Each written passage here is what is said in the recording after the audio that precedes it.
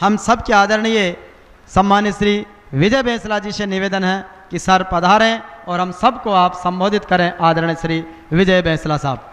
तो सबसे पहले माननीय राज्यपाल जी, आपको हमारा प्रणाम।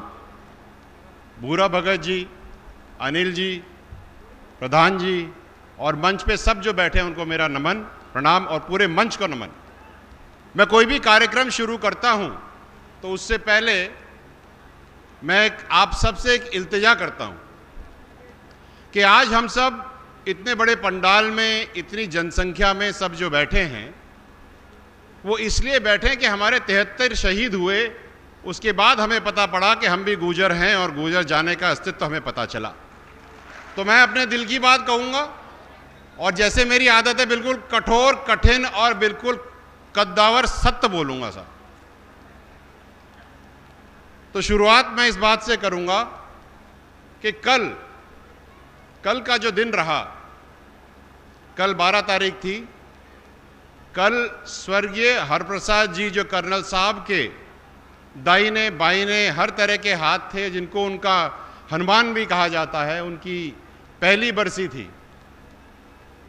मैं आप सबको ये बताना चाहता हूँ कि आज हम यहाँ नहीं हैं और ना होते अगर स्वर्गीय हरप्रसाद जी ने कर्नल साहब का दामन और हाथ इस तगड़े तरीके से नहीं थामा होता। तो उनको मेरी तरफ से बहुत बहुत नमन। और आज पवन को और जितने भी लोग यहाँ पर ये पूरा जो ऑर्गेनाइज किया है उन सबको बहुत बहुत धन्यवाद कि इन्होंने ये सोचा।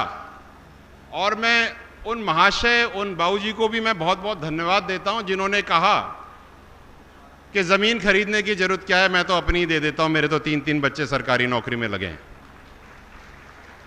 हमें उनका धन्यवाद देना चाहिए जिन्होंने हमारे समाज के लिए आगे बढ़कर उम्मीद से ज़्यादा किया। इसलिए मैं केवल उन 73 शहीदों को याद नहीं करता, मैं उनके परिवारों को भी याद करता हूं जिनके घर में आज वो नहीं हैं। और उस विधवा को याद करता हूं, उस वीरांगना मां को याद करता हूं, उस बच्चे को याद करता हूं जिसके पास उसका पिता नहीं है, उस भाई को याद करता हूं जिसके पास आज उसका भाई नहीं है। तो हमारा तो कुछ भी नहीं है, आपने जो योगदान दिया, इन 73 परिवारों ने जो योगदान दिया, इसका कोई सानी नहीं है। और हम कर्ज में डूब भी जाएं तो भी हम इनका उधार कभी चुकता नहीं कर सकते। आज हम खूब भव्य तरीके से यहां खड़े हैं और यहां पे मैं आपसे केवल 2 तरह की बातें करूंगा साहब। देखो, दिल से बात कर रहा हूं तो 2 करूंगा। पहली बात सामाजिक करूंगा और दूसरी बात जो कर्नल साहब का सपना था राजनीतिक, वो भी करूंगा। और आपको एक चीज भी बताऊंगा बहुत अच्छी। आपको ये बता दूं कि 5% आरक्षण के चलते बहुत सारे बच्चों को नौकरियां लगी हैं। आप सबको बहुत बहुत धन्यवाद। बहुत नौकरियां लगी हैं साहब। कभी कभी तो हम एसएमएस हॉस्पिटल में जाया करते थे तो एक डॉक्टर मिल जाए तो हम अपने आप को बड़ा कुर्बान समझते थे। आज दरवाजे से लेकर के ऑपरेशन थिएटर तक गुजर ही गुजर भरे पड़े। तो आपको बहुत बहुत शुभकामनाएं, बहुत बहुत शुभकामनाएं। बात अगर हम केवल गुजर की करें तो गलत होगा, क्योंकि ये तो एमबीसी समाज है पूरा। इसके अंदर गुजर भी हैं, गडरिये भी हैं, लोहार भी हैं, बंजारे भी हैं, रायका भी हैं, रेवारी भी हैं, देवासी भी हैं। तो जब हम बात करेंगे समाज की आज से, तो आज से हम पूरा एमबीसी समाज की बात करेंगे। तो पूरे एमबीसी समाज को बहुत बहुत शुभकामनाएं कि आपके बच्चे आगे चल पड़े। और एक बात मैं आपको बताऊं, मैं यहां आने से करीब 1-1.5 घंटा पहले मैं कोटपुतली में गुजर छात्रावास में बैठ करके बच्चों के साथ बात कर रहा था। और वहाँ पर जो कुमावत महिला खाना बना रही थी 150 बच्चों के लिए, रोज रोटियां बनाती है, उसकी बेटी थी पूनम कुमावत। उससे मिलकर आ रहा हूँ मैं अभी। और मैंने पूछा, बेटी तू क्या करती है? तो कह रही है अभी तो अपने मैया के मदद करने आई हूँ, लेकिन मैंने बीए पढ़ी हुई है। और करना क्या चाहती है? तो उसका स्पष्ट जवाब आया सीधा, आईएएस बनूंगी। यह है कर्नल साहब की सोच की ताकत कि एक लड़की अपने मां के साथ भट्टी के बगल में बैठ करके ये सपना देख रही है कि मैं आईएएस बनूंगी। नंबर उसने मुझे दिया, मैं उसकी मदद करने की पूरी कोशिश करूंगा। कर्नल साहब माननीय राज्यपाल जी की बहुत याद किया करते थे। सर बहुत याद करते थे आपको।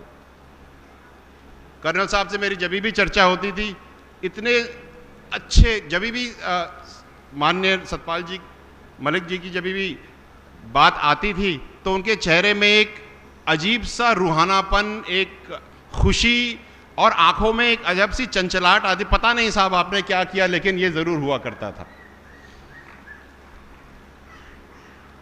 बात मैं ये भी करना चाहूंगा कि दिल में मेरे को एक टीस है साहब कि जितने बच्चों को नौकरियां लग रही हैं ना, वो तो सब पैंट कमीज वाले हैं। धोती कुर्ते वालों की नौकरी क्यों नहीं लग रही?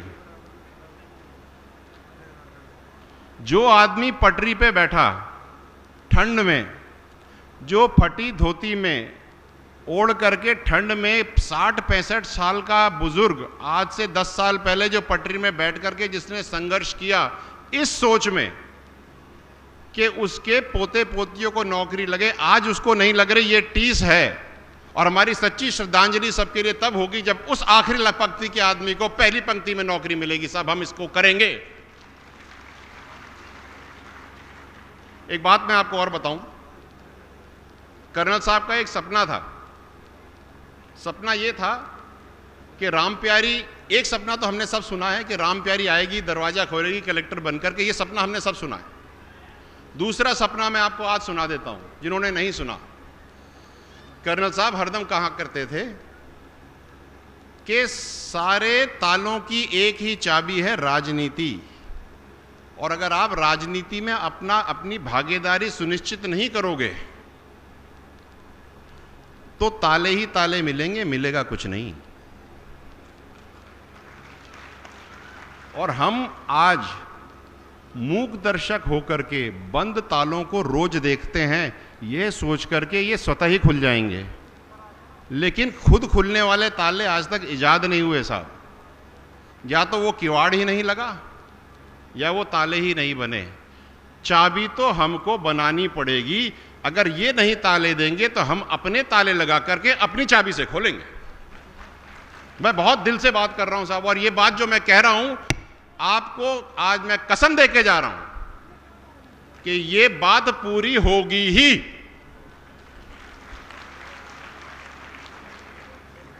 पिछले कुछ दिनों पहले जब कर्नल साहब के मैं वीडियोस देख रहा था पुराने, करीब 8 महीने पहले उन्होंने एक वीडियो डाला था। उसमें उन्होंने कहा था कि एमबीसी समाज बलभूल हो रही है। बलभूल मतलब क्या? राजस्थान में 200 विधानसभाएं हैं और जो मीडिया वाले बंधु हैं बड़े ध्यान से इसको समझ लें और लिख लें, क्योंकि आज एक नई पहल की शुरुआत हो रही है।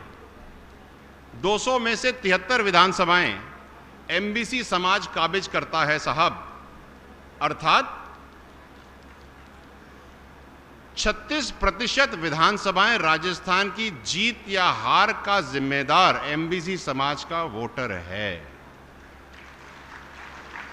ये बात सब लोग कान खोल करके, दोनों बार खोल करके सुन लें, क्योंकि जो समाज 36% विधानसभाओं में जीत हार काबिज करता है उसका असल में राजनीतिक मानचित्र में अस्तित्व क्या है? एक कहावत है, नील बटे सन्नाटा। आप कहां हो ही नहीं, मन ही मन मौज कर रहे हो, बाजार का तो भाव ही को नहीं पूछो, पता ही नहीं है तो कह रहे हो दादा। 52 से 58 हजार वोटर हैं कोटपुतली विधानसभा में। 52 से 58 एमएलए नहीं बना। भैया क्या कर रहे हो? क्या मिल रहा है? तो को 2 आदमी भिड़ रहे हैं भेड़न की तरह, 2 बिजार लड़ रहे हैं, मिल का रहे हो? कछु ही नहीं। बंद करो ये सब, बहुत हो गया। एक आदमी लड़ो जीतो, नहीं तो घर बैठो यार।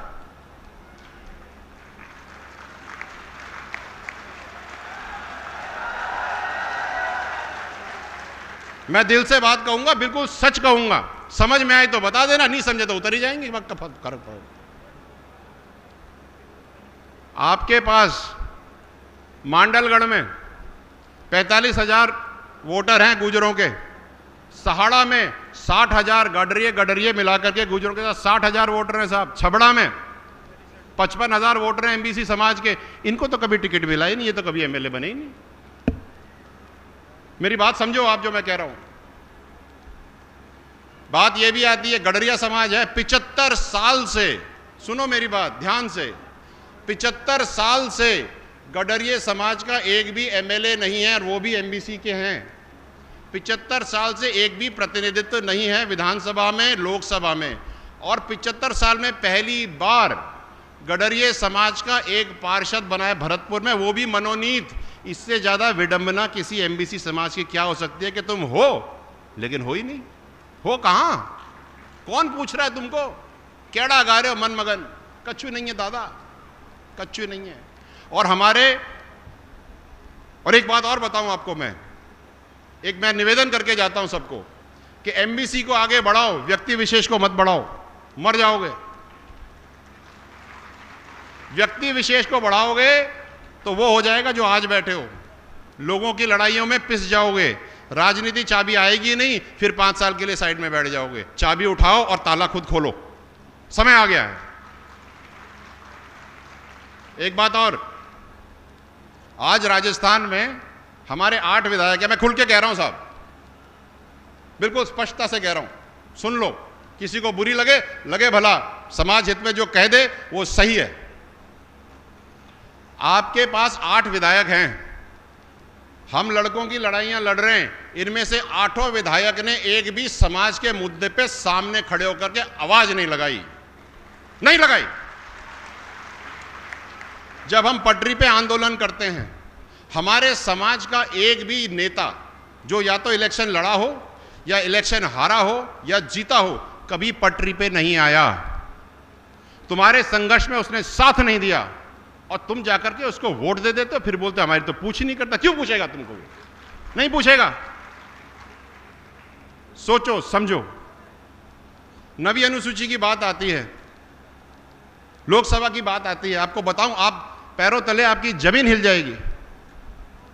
जब नवी अनुसूची की बात आती है तो हमारी तो नवी अनुसूची में लोकसभा में तो हमारा ही सांसद बोलेगा ना, कोई दूसरा तो बोलेगा नहीं।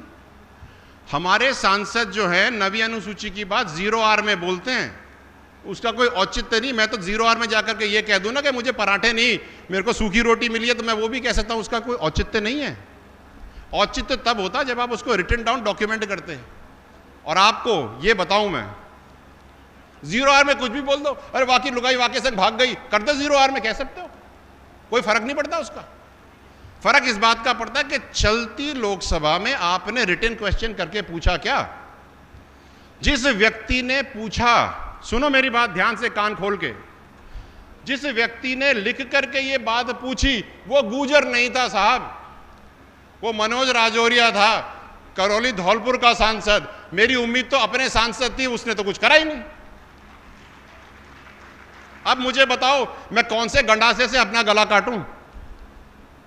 हमारे लोग हमारी बात नहीं करेंगे, दूसरे लोग हमारी बात करेंगे, तो हम कौन से चुल्लू में जाकर के मर मिटे? इसलिए इन सब चीजों को देखते हुए आज इस मंच से हम एमबीसी समाज की राजनीतिक पहचान का और की शुरुआत करते हैं। आज से चाहे पार्टी कोई भी हो, हमारे एमएलए और हमारे सांसद बनने चाहिए। आपको पता है 8 विधायक जिताने के लिए हमने गुजरों के 13 विधायक हरा दिए। अगर 8 और 13 होते तो 21 हो जाते। आज हम 21 होते, 13 की हमने बलि चढ़ा दी 8 के लिए। 8 क्या कर रहे तुम्हारे लिए, ये तुमको सोचना है। मेरी बात थोड़ी सी अंदर लग रही होगी, राजनेता को थोड़ी बुरी लग रही होगी, लेकिन समाज हित में सच्चाई कहना सबसे बड़ा पुण्य का काम है साहब, मैं तो करूंगा। और इसके लिए आप मेरे को गार्ड देना, कोई दिक्कत नहीं है, गार्ड दो। लेकिन इतना मैं यहां से ऐलान करके जा रहा हूं, एमबीसी को हल्के में मत लेना। हम संगठित हैं, संगठित रहेंगे और एक एक चीज को आगे बढ़ाएंगे। मेरा मन यह है कि एमबीसी समाज की 30 से 35 एमएलए बनने चाहिए साहब। 35 एमएलए बनेंगे, 15 इस तरफ 15 उस तरफ, क्या काम नहीं होगा आपका। और आज हम अपने प्रक्रियाधीन भर्तियों के लिए इनके पीछे गिड़गिड़ा रहे हैं और ये सुनते नहीं है। लड़कों को, बच्चों को धक्का दे दे करके बाहर निकाल देते अपने कमरों से। ये तो हमारे एमएलए हैं, शर्म नहीं आती इनको एमएलए बना करके।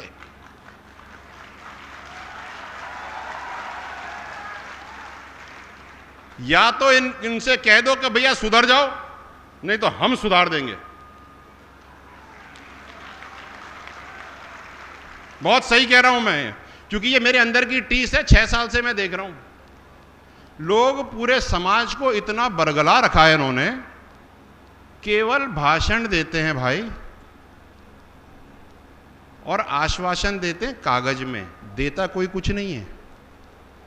मुझे बता दो एक ट्रांसफर कराओ, तो मुझे बता दो किसी की नौकरी लगवा दियो। हाँ, ये बात जरूर है, इसका उधर और उसका इधर जरूर हो जाता है। फिर बाद में आदमी भागता रहता है पीछे पीछे, भैया कचू कर दो, और फिर कहता है तूने तो मुझे वोट ही नहीं दिया, मैं तेरे को क्यों मदद करूं।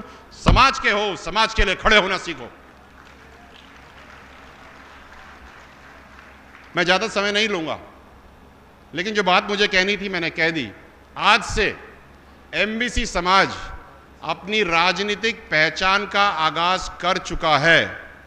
जिसको सुनना है सुन ले, जिसको समझना है समझ ले। और दूसरी बात, एमबीसी समाज केवल राजस्थान में नहीं है, आधा गुजरात एमबीसी से भरा पड़ा है। गडरिये, गाडरी, रायका, रेबारी आधे गुजरात में भरे हैं, सौराष्ट्र तक। आपका महाराष्ट्र, आंशिक महाराष्ट्र भरा है। आपका मध्य प्रदेश गुजर गडरियों से भरा पड़ा है साहब। बंजारे उत्तर प्रदेश में 1 करोड़ के आसपास हैं। आप